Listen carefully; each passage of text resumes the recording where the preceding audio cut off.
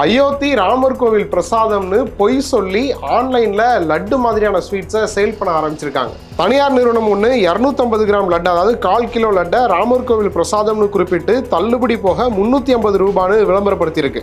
இன்னொரு நிறுவனம் அயோத்தி ராம ஜென்ம பூமியோட ரகுபதி லட்டு பிரசாதம் அப்படின்னு குறிப்பிட்டு 1 கிலோ லட்டு 799 ரூபாய் அப்படின்னு சொல்லி அட்வர்டைஸ்மெண்ட் பண்ணியிருக்காங்க.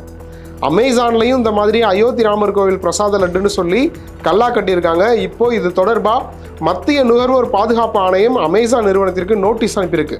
அதில் 7 நாளுக்குள்ள அமேசான் நிறுவனம் பதில் அளிக்கணும், அப்படி பதில் சொல்லலை அப்படின்னா நடவடிக்கை எடுக்கப்படும் அப்படின்னு சொல்லி எச்சரிக்கை கொடுத்துருக்கு மத்திய நுகர்வோர் பாதுகாப்பு ஆணையம். இலவசமாகவே பிரசாதத்தை அனுப்புகிறோம், கொரியருக்கான அமௌண்ட்டை மட்டும் கொடுத்தா போதும்னு சொல்லியும் விளம்பரப்படுத்துகிறாங்க.